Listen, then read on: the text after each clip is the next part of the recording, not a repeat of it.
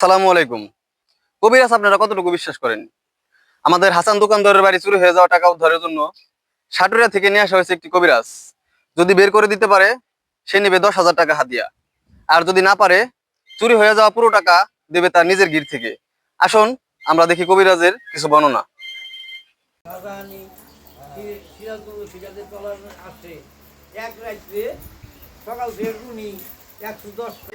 আসসালামু আলাইকুম। মানিকগঞ্জ জেলার সাটুরিয়া থানা থেকে আগত এক কবিরাজ এসেছে আমাদের হাসান দাদুর বাড়িতে চুরি হয়ে যাওয়া টাকা উদ্ধার করার জন্য। তো তিনি তার কবিরাজ জাদুর সে তার কবিরাজি চিকিৎসা চালাচ্ছে। 7 দিনের ভিতরে যদি টাকা ফেরত না দেয় তাহলে তার অনেক বড় ধরনের ক্ষতি হয়ে যাবে। এক সাইডে না, ওই তেলের মধ্যে নাই।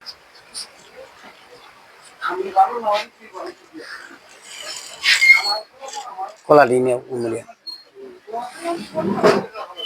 কলাটি শুইলে এই চাউলের সাথে মা হোক। আপনার করা লাগবো না।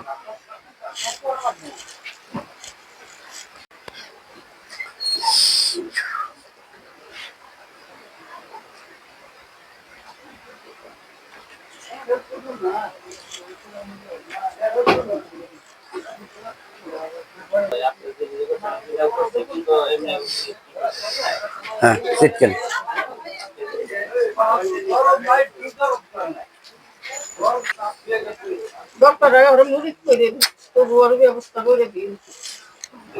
ঢুকিয়ে দাও। হ্যাঁ, একজনের কাছে দিয়া যায় ওই 20,000 টাকা আমি তারে বইলে আমি তারে এই বাড়ি তার শান্তমার করে দিয়েছিলাম, কিন্তু তার খবর হয়ে দিব যে না দিল্লি থেকে বেচার আইছে, সে কম সাহসে আনা হয় নাই।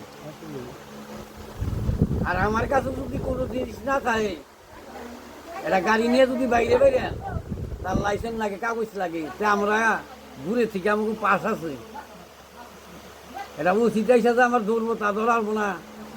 যখন আমি এই কাগজ পাতি আমার দিমু উচিত থেকে বাজার আমি যাই আইছিলাম শুনে আপনার পোকাল আমার আপনার ধরাই আমার দিছে। আমি এখনো কইয়া যাই সে ঢাকা থাই, যদি হে বাঘের বাচ্চা হয়